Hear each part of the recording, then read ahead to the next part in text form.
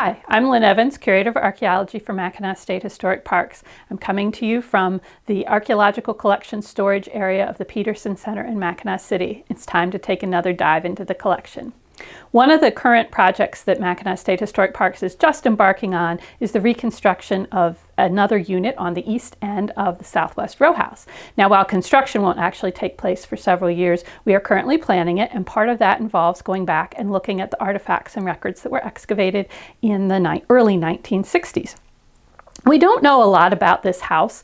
We know that the structure in general was built in the 1730s. This particular row house had houses added and subtracted from it at various times, and it was ultimately demolished in 1781 as part of the move to Mackinac Island.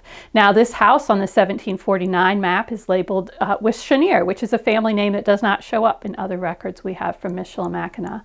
On the 1765 McGraw map, it's labeled for being the residence of British officers. These would have been officers of the 60th Regiment.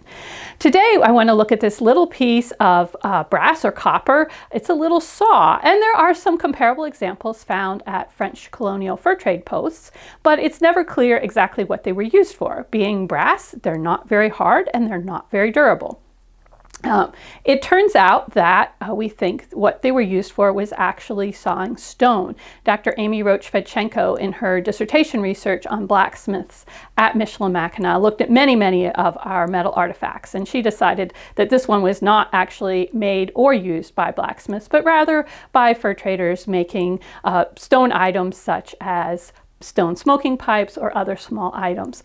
We have found broken stone pipes that were broken during manufacture at other sites at Michilimackinac, and we know that these were used by traders. In 1749, Per Kalm, a Swedish naturalist, traveled through Quebec, and he wrote about pipestone as follows. All tobacco heads, which the common people in Canada use, are made of this stone and ornamented in different ways. The Indians have employed this stone for the same purposes for several ages past and have taught it to the Europeans.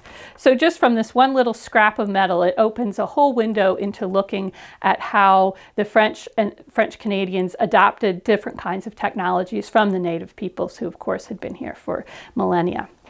If you're interested in learning more about archaeology at Michilimackinac, I encourage you to check out the archaeology pages on www.mackinacparks.com. While you're on our website, you can see all the information you will need to plan a trip to any of our sites, as well as information on how you can support our programs through the Mackinac Associates.